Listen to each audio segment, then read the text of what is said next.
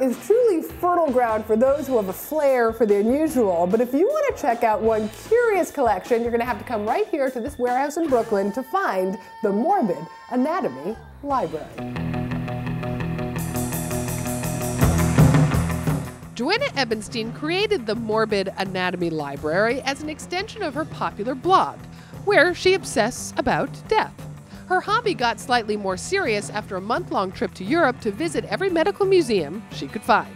This is an object in a medical museum in Bologna, and that's a pathological, I think it's probably a plaster model. It's life-sized, and it's on a little pedestal, as you can see. When I was in high school, I tried to taxidermy birds. I've never able to actually stuff them, but I skinned them and I could preserve feet. There's very little to preserve. So that was an owl I found as roadkill. Joanna used to work at the Museum of Natural History and sees death simply as a part of life, but she does have some rather morbid mementos. She was a very famous woman who drowned in the 19th century, I think the 1880s or 1890s. And back then at the Paris morgue, they would lay bodies out and people would come look at them ostensibly to claim them as their own or say who they might be, but really it became a big tourist attraction. This is her death mask in miniature. Lincoln has a death mask. When famous people die or exceptional people, they will take a cast of their face and then people can buy them and hang them on their walls. And there are people who have collections of these. What do you think? It's your color. Was that used to be in someone's head? You know, I don't know. That was another gift from the antique dealer. This is a picture of a dead person. And so you see this, you don't know the dead person, you go, oh, must have. Yes, I did, actually.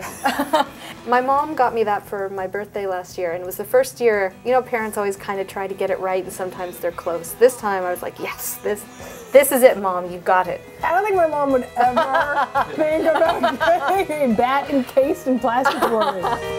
Now, if you head back over the Brooklyn Bridge, there is one really unique store right here in Alphabet City. If you are looking to improve your vampire street cred, then this is the place to be. Well, Tony, if you're in the market, say, for a casket purse or maybe even a skull sundress, well, there's just one place to go. Right here. So, Jen, are you a vampire? No, I'm not. But you do have fangs. I do have fangs. There are people that kind of like believe that they are vampires. At Vampire Freak, it's more the look, the music, the attitude.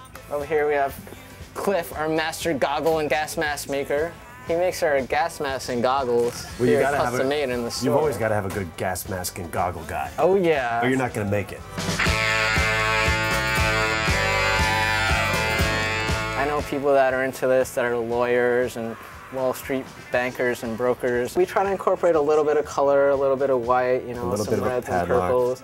This one, you know, it's actually kind of a straight jacket dress for girls. These pants are really popular.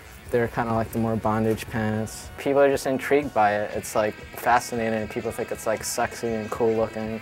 And believe it or not, just about anybody can be transformed into a vampire freak. And Tony, of course, they had me at freak. Coming up, if you are looking to release your inner superhero, we've got you covered. We're hanging out with the real deal. We've got the coolest video games. Plus, Tony on trivia. Win really cool stuff or $100 to blow at PC Richard & Son. Hey, I'm Iceman, and that's next on Tony on New York.